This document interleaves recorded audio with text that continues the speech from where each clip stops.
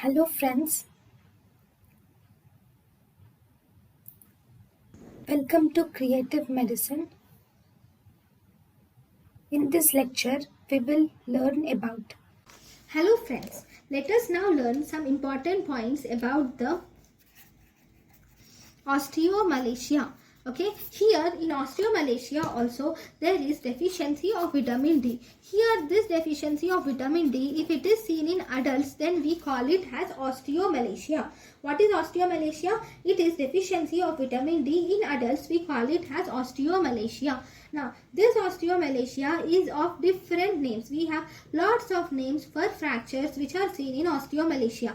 See, in osteomalacia, because of defective mineralization, see, here there is deficiency of vitamin D. So calcium is entry into the brain is defective. Into the bone is defective. Calcium entry into the bone is defective. So as a result, the mineralization is not properly occurring. So the bone is weak. So because the bone is weak, there is increased chances of fractures.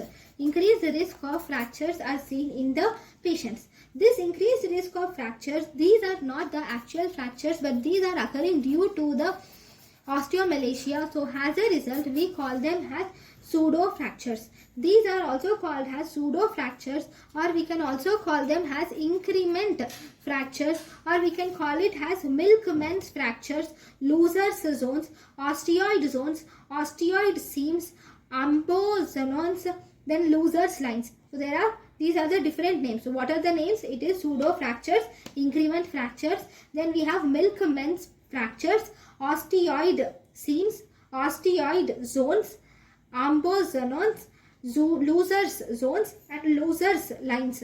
So these are the different names for this pseudo fracture. Now, once the patient has osteomalacia, what does he comes to you with? What is the clinical features?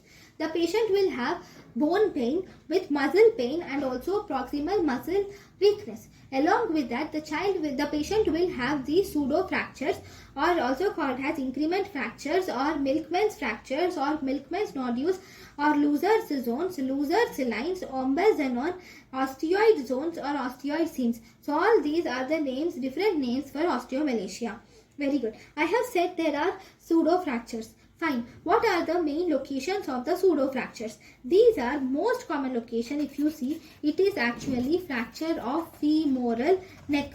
Okay, but even the other bones can also be involved, like pubis, ischial rami, or involvement of scapula can be there, or proximal ulna, ribs, clavicle, proximal ulna and radius, phalanges, metacarpals, metatarsals, and ischial tuberosities. So these are the different sites where the fractures are involved. So what are the different sites of fractures? The fractures are located in medial femoral neck, which is the most common, followed by pubic and ischial rami, axillary edge of scapula, proximal ulna, ribs, clavicle, proximal ulna and radius, phalanges, metatarsals and metacarpals, and ischial tuberosity.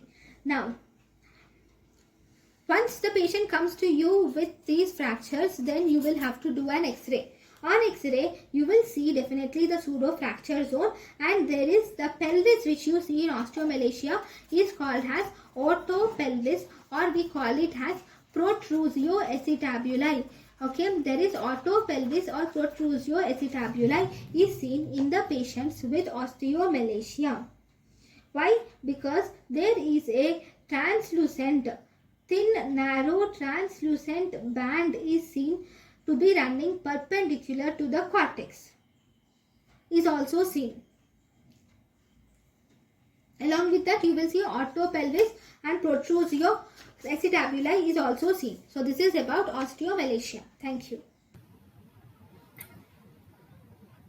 Thank you and thank you for watching.